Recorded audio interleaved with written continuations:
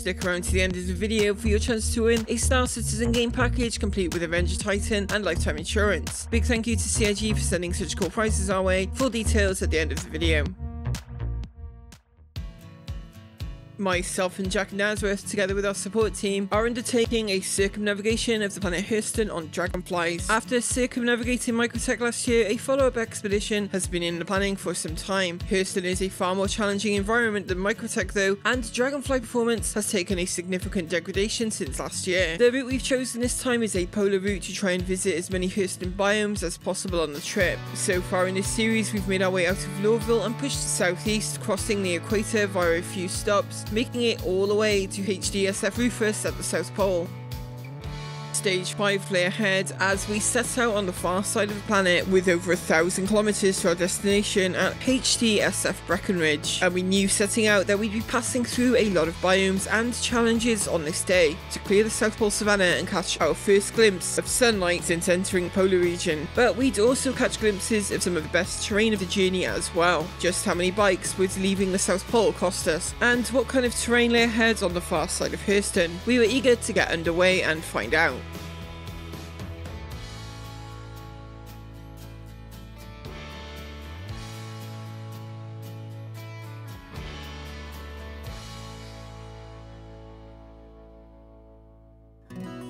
As day 6 began, we studied the route map for anything that could make the job of navigation a little easier. I mean, it looks like we're just turning at the lake quite well, not long after the lake.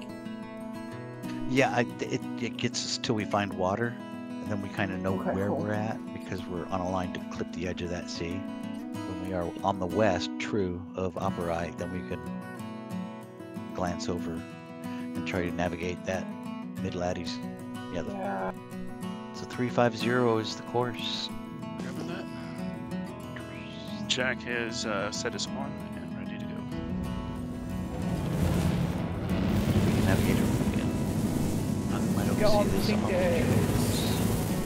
The first stretch of the day would be Savannah under a twilight sky. It would still be some time before we'd see the sun again. The Great Wall. Katie, I'm tacking to your right. I'm 1k behind you. What leg is this? We're on like 5 now, right? This is the beginning of 5. Wow.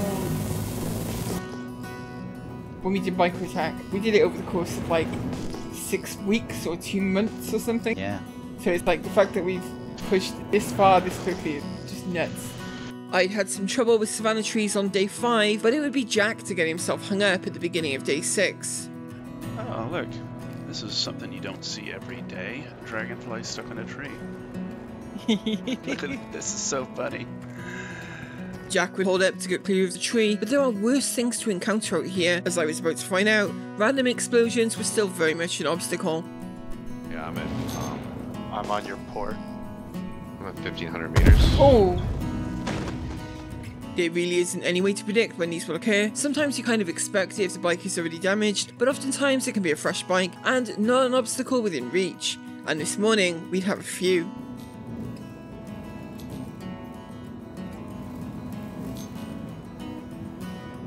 Jack, I'm on your line. Oh! But we didn't let this discourage us, as we knew that ahead of us was likely the incredibly open, mud-flats terrain that we'd encountered while heading for the pole. Okay, I'm moving. 190, almost 200 mark. And the further we pushed, the more signs of it that we'd see. Got some open ground here. This is nice. At your leisure, about 5 to 10 degrees left, Katie. I think we need another 250 under our belt before we start seeing something resembling a day. When we hit the lakes, though. If they are on our line. I keep looking. We got time on our side. We're in a state of hope.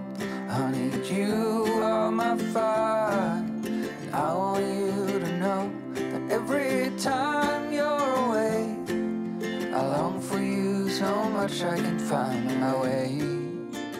42 to Operai from the line. Opening up into, what do we call that, mudlands? Mud flats. Yeah, mud flats. Right. Got some mud flats here, Katie. Much better, Jack. The mud-flat terrain is basically the fastest progress we would make on the entire trip. Yep. Mudflats are the Hurston equivalent of ice lakes. But I'd hold up for Jack to arrive so we could ride on together. Katie, I'm on your pause, 500 meters. band is back together again. Are we gonna get sunrise? That's my question. Like, it's looking real bright over there. It's only temporary. There's gonna be light trees ahead. The track off to the right. It looks like it might be more open. Yes. Up ahead, we do a distance check. We've done almost 400 kilometers, so And we were truly reaching the edge of the polar terrain. I'm looking at Red Desert, I think. And I saw you walking the line, and the truth may come as a surprise. And with vast stretches of open ground ahead, we catch sight of the sun for the first time in about 1,000 kilometers. You will be the last one I think about. Oh, I can also see the sun. I can see the sun poking over the horizon. It is so open. You're gonna go with the left valley then. Yeah. Do you think that's advisable, or do you think there's a better The way? more west you get on these mountains that you're looking at to the north, the more they potentially become large trash mountains. But if you're close to the water, you can kind of end around with your. We were now in an extended region of mudflats, and as the map indicated, we were expecting at some point to encounter a body of water. This would be a useful landmark to mark our first change of course, but just how far away was it? On terrain like this, you really don't mind covering the distance because it is so stress-free. Basically, we've got a very long stretch of mudflats. You will be the last one I think about. The last one I think about.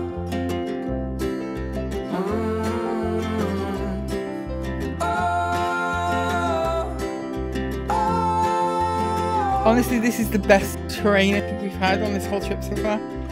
Another few hundred kilometers on, and we'd be holding up to regroup again. This is a good landing area. But my luck with explosions was going to continue. Towards the sun down here is flat ground. Oh, I'll just explode. What'd you hit? Yeah, you didn't hit anything on my screen. So another fresh bike would be coming out, but ahead of us was a rather pleasant mix of mudflats and red desert. Hey, Quasgar here. Good to see you. We are making blinding progress. After the savannah terrain that we just come through, it was a welcome sight, and we'd be pushing on north looking for the lake once again, now joined by Quasgar. Huge gully. Wow. That came up fast. We could make fast progress on ground like this, and I'd remind Quasgar of the most important rule of dragonfly riding. Try and be careful not to die. The mudflats seem to be coming to an end. This is classic red desert now. On you, Jack. I'm getting ready to slow down, Katie. Foliage is cause for concern. There was a lot to potentially hit. Most prominent, of course, though, are the upright missile trees. Yeah, they just remind me of baobab trees from Madagascar or whatever they're called. We're also coming into some mountainous terrain. Normally, mountains are bad news on Hurston. The prevalence of large boulders that Dragonfly cannot easily traverse make them another hazard worthy of concern. Luckily, at least initially, we were able to skirt the sides of the ridges and just hop over the rolling hills. Gullies and mounds over here. A little bit.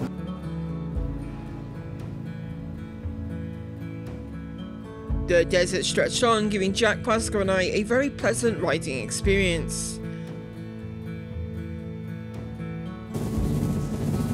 Okay. But up ahead, we'd finally have to start facing the ridges head on. You've kind of linked back up. That's great. Yeah, I was tacking forward to the right there for a while. Their first ridge was easily traversable, and the view from the top would be quite something. Ooh, hell of a view, wow. Oh, this is gonna bottom out, this is gonna hit, it's gonna hit! Oh, I didn't bottom out, holy shit. It's a very beautiful little valley. Quite unexpectedly, the valley here was a nice, clear, mudflat type terrain. This is a nice one.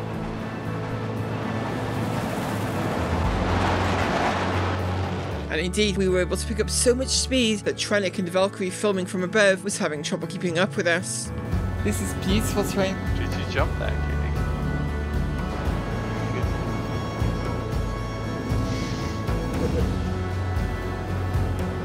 close to the cloud layer too.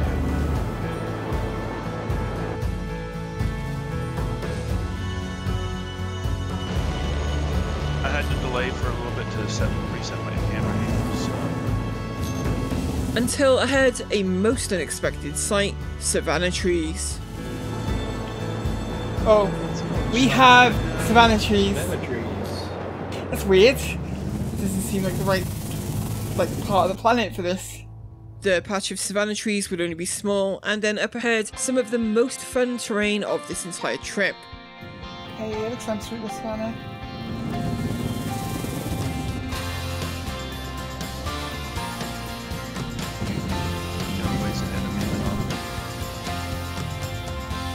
Fun riding terrain isn't just open flat stuff, because you can kind of switch off during those. No, the most fun is terrain that lets you go at high speed with just enough variation to keep things interesting. Find a good spot to just climb over. It's real gorgeous. Oh, wow. I'm in third person right now. Damn, we've hit like a really beautiful area. But I was still on the lookout for the lake. What is the right thing? Is that water or not? Looking, it just pings us flat. So still no sign of the lake that we were expecting, but the fun terrain would continue with some very enjoyable mountain runs up ahead. Wow. It did. It's like the Carrick's shadow right now. It's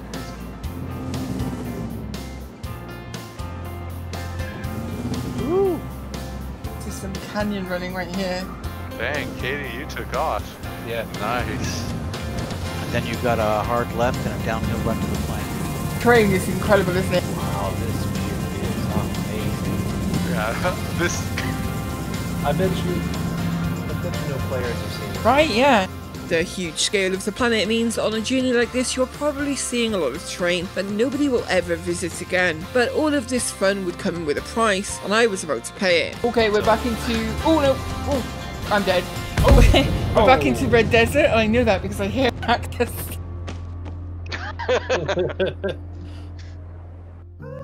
Jack was being a lot more careful as he made his way down to my crash site, and it would afford us another opportunity to regroup. Stay on that left side. Thank you guys, for now. Hux. And another opportunity to get some navigation planning done with fingers. We're on visual nav at this point. There's no more targets. We kind of got to figure it out. We've done 538 kilometers so far. Crazy. But we had also pushed north beyond the latitude of Operi, one of our markers. So my numbers are Operi at 105. We've passed Operi, like we're north of Operi on that line, and that lake just never appeared. We never ran into it. So now we would need to start moving in a rough heading towards Breckenridge, using distances and bearings from known bunkers to guide us. All the while, Fingers would be trying to find us paths to avoid the trash that was soon to become far more common. We were really enjoying this section of terrain though. Like, I know that it was horrible at first, but that section then was the best terrain I think we've had this whole journey. The view off the mountain was absolutely gorgeous. There were a couple of views that opened up to me that just made me kind of catch my breath with some things. Yeah. Katie's Good Fingers, 29k away right into the sun. We ready? We good to go? Jack is good. Yeah, let's go. good. Which side are you going to be on?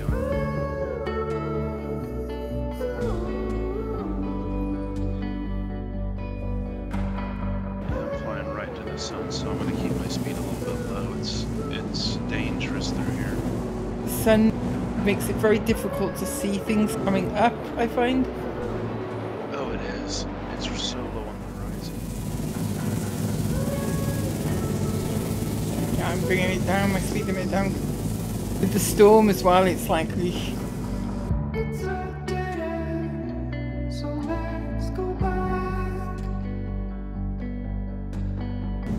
I'm kind of doing third person right now, flying right into the sun. Oh yeah, first person, I can't see a goddamn thing in this light right now. Darling rivers, feel some clouds. I imagine you're pretty much here now, Kate. More or less, yeah. 327.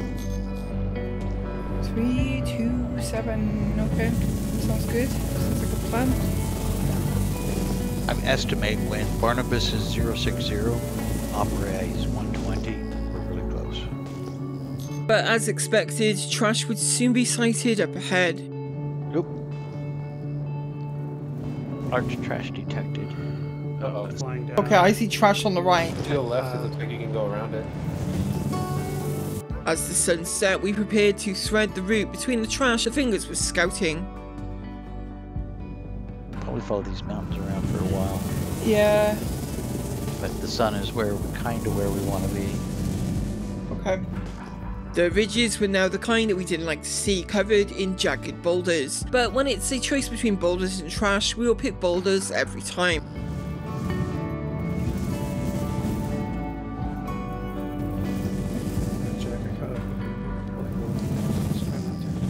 Lots of boulders. We're in boulder country. Some crag going up this ridge here. You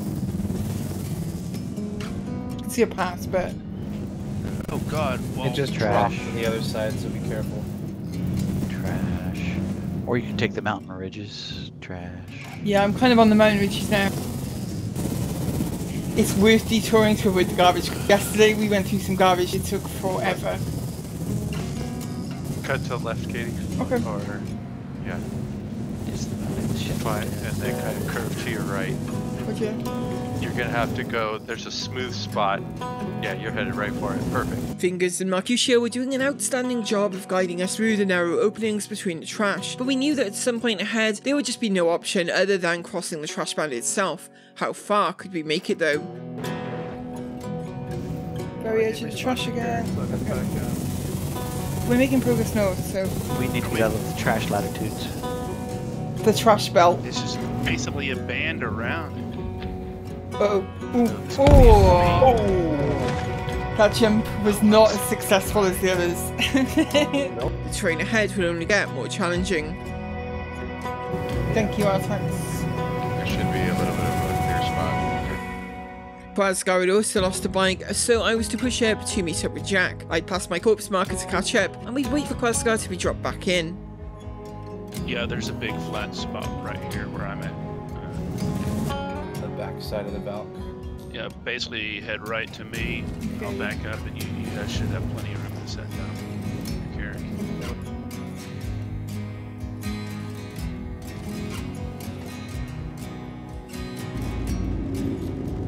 Head towards Fingers, correct? I think Yes. so, yeah. Mountains are the way. The plains are. Here's the trash. Okay. So we'd continue pushing over the ridges and mountains, heading more or less north, trying to pull ourselves out of the trash latitudes. We're actually not on an ideal angle. Do around it. We got some boulders is the problem. I'm telling you what, I will most likely need a bike within the next 10 minutes. The ridges got bigger and bigger as we moved. I think we've got to go this way. Yeah, this looks like... started with it. Make it outside?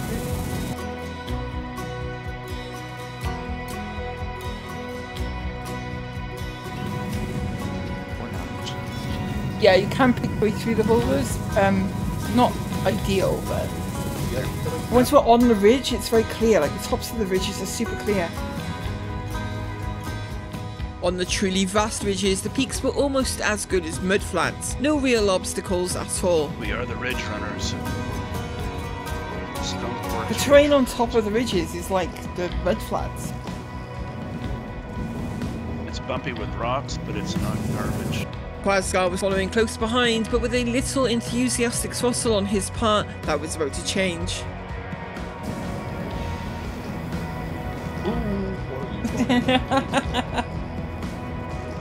Quasgar just jumped over us here. Did I jump over you? Did? I saw somebody ahead of me. It seemed like Fingers had done the impossible and completely cleared us of the trash fields, and we sped across the open terrain in our convoy of Gravlev bikes. But our peace of mind was premature. We're coming up to trash. Okay. Any way you look at it.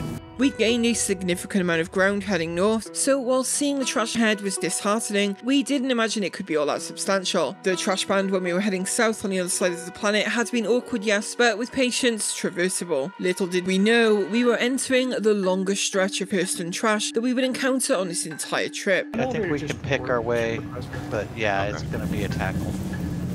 The slog. It's a heavy trash ridge block. Ooh. So, landed on some trash that time. And at about 10 minutes into the crossing, our tax would drop some news that would definitely make us extra cautious. I'm going pretty slow because I roughed up my bike trying to climb. Yeah, we don't have any more until they get back with it. Shit, okay, I'm slowing the fuck down then.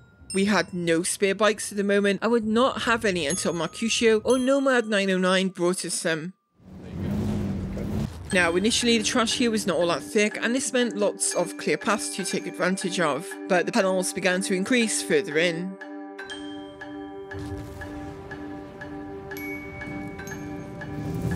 Go down to the right. And it wouldn't be long before we started hitting dead ends, the maze as we'd come to call it. Having an eye in the sky like Trenic though is a huge help in these situations. You want to back out of that and then hard right. Down here.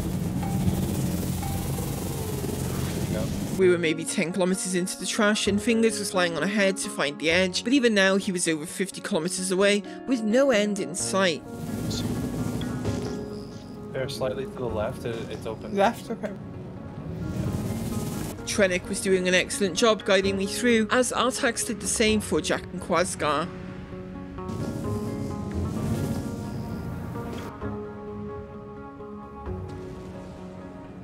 Oh, right? Yeah, there you go. Can I get through here? It's gonna be a little rough. Yeah, it looks pretty tight. Doable though, yeah.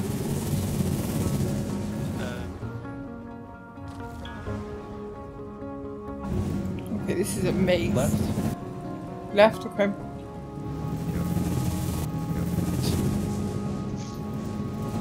Straight. Yeah, past that left. Yeah. Then you're gonna go right.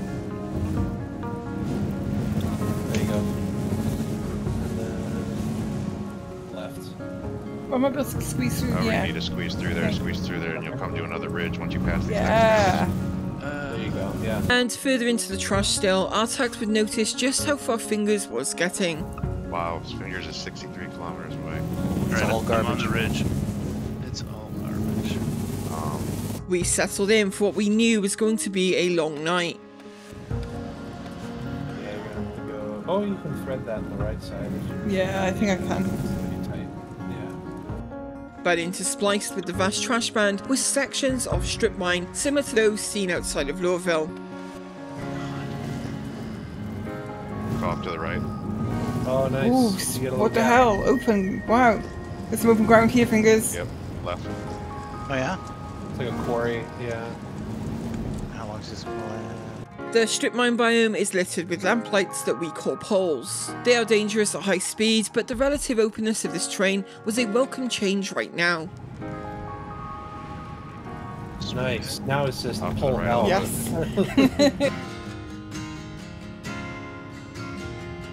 Only went into Oh, and first then this person. is like a cliff. So careful. Shit, I- it's not. Yeah, gentle. There you go. Trenic was so much help giving directions from above, but his fuel was now low and we still had no spare bikes. I'm running pretty low on fuel. You should go and refuel and get bikes. Well, I can manage this. And if I don't, I'll need the bikes anyway. Ooh, that was close. Yeah, I'm kinda with her. Trenic decided to stick with me just a little longer and would even spot some cool features of the strip mine as we crossed to the far side. Oh, there's like a little road that goes up. That's pretty cool. If you turn left, there's like a whole road. Wow. The far side saw us rejoin the trash after cutting maybe 20 kilometers off of our distance. Okay. But if Trenic needs to go back, it's fine. I can. I'll be with you. It'll just be a little delay. The thing about this train is like, it is what it is, right? Like it's not going to be fun or quick, but if it's what you've got to go through. Yeah. Oh, this is super dense. Holy cow. Again, Trenick stuck with me as long as he could, and it was definitely incredibly helpful. It's hard to convey through video alone just how disorienting crossing trash like this can be when you only have your view from the ground. I had to go under that one.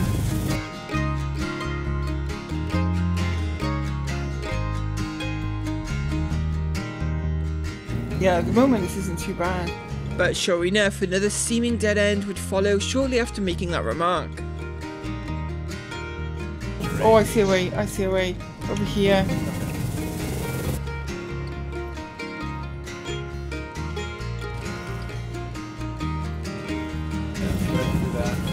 Oh, this is tight. Holy shit.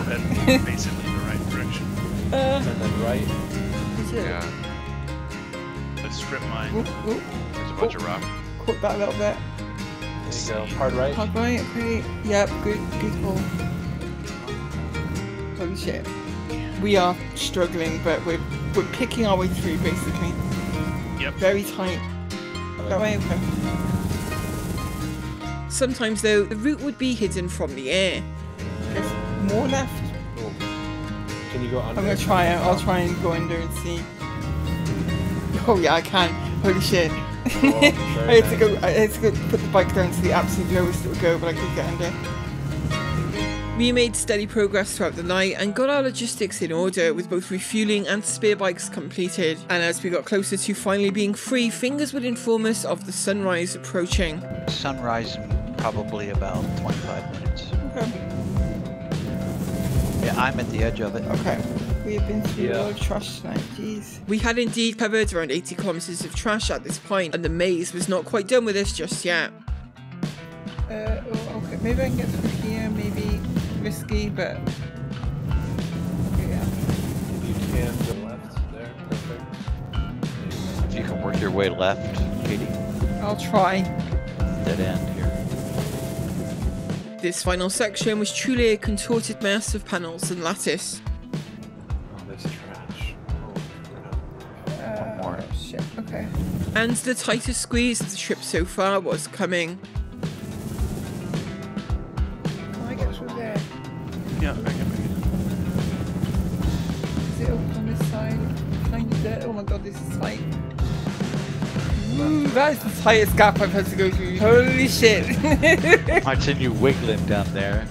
Mercifully not far ahead, the trash would begin to thin out. Fingers estimated that we covered about 100 kilometers of trash and strip mines, but finally we were free. Now we were getting closer to our destination, but again no marker to guide us in. So Nomad was at Biomes, where they would fly out on the known bearing and distance to Breckenridge, allowing us to just follow their marker when they get there. From Barnabas, flight 245. Probably 300 kilometers, maybe. Okay, on your pause, we should wait for Jack to catch up here. We'd be regrouping before setting out into more Red Desert. We'd be doing our best to close the distance with an estimated heading that Fingers had determined based on the distance and bearing to Operate and Barnabas. Barney is 506 point.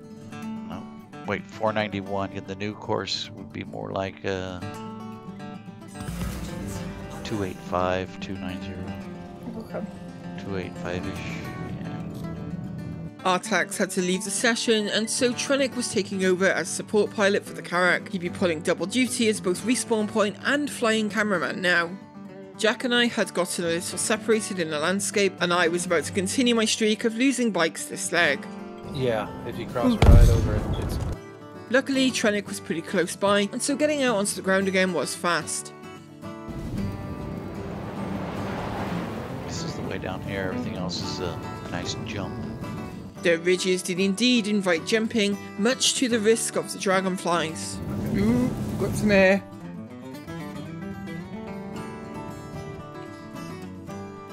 Big bottom out. You made it though, that was some air. As Nomad searched for the bunker, we reflected on the difference in difficulty between a marked and an unmarked destination. We haven't made that big of a detour throughout this. We've hit our mark most every time, yeah. The scale of the landscape, like an outpost, is so small. It would be much easier if someone was actually there. The hidden quantum markers is a recent addition, so on Microtech this was not really a problem that we had to face. On Microtech, all of the locations were marked, so like, even if you had no one with you, you could like do the, you know, kind of triangulate your way in.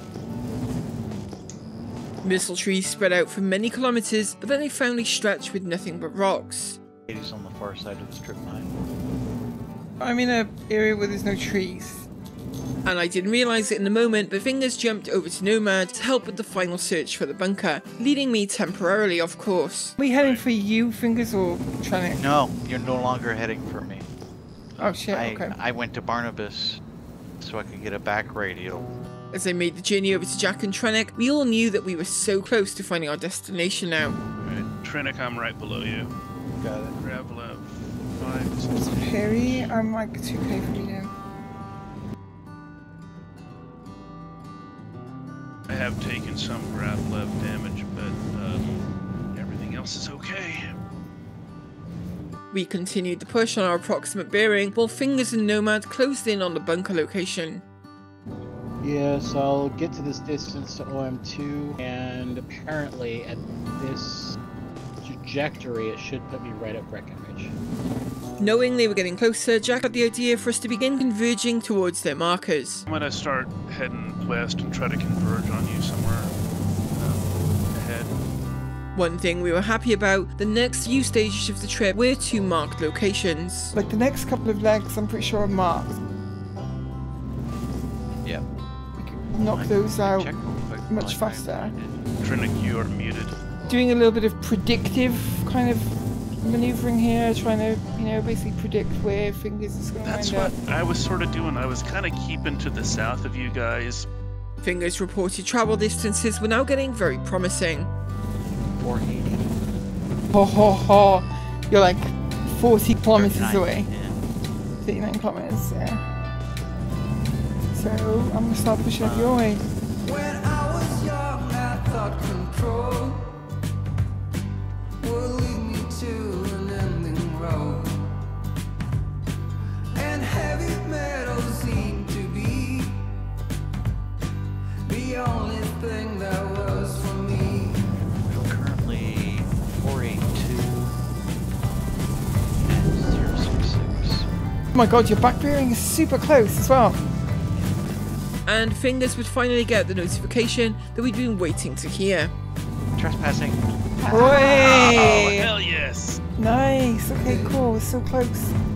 Won't you be my guide and let me follow? Can I hold your hand for old time's sake? We're gonna finish this thing. All this time you waited for me. Little did we know, I guess it's fate. Now all is in our hands. Our spirits were high as we closed into Fingers, even sharing a joke or two along the way. Hey, have you noticed it's kind of rugged through here, Katie? Do you know what? Now that you mention it, Jack. You have noticed. Sub 50 Fingers. Getting close, we're getting so close now.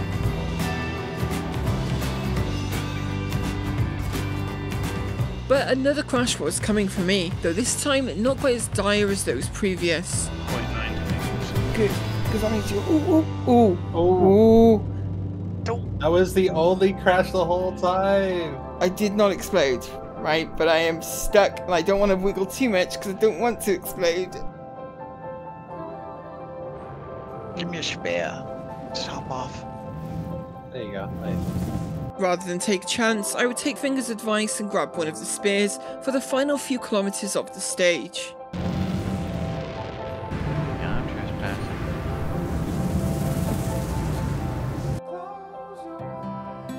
All that remained was to close in on Breckenridge itself, and Fingers would coax the turret fire to guide us onto target. I got you 6.4 ahead of me. Okay, watch me and get a bearing. I'll Yep, pop straight okay. up when I come over Watching it. you. This hill, it's on the other side of this hill, and Woo! Looking for it now. I'm passing you on your right, Katie. Oh, here's turrets. I heard the Yep. turrets. right up over here.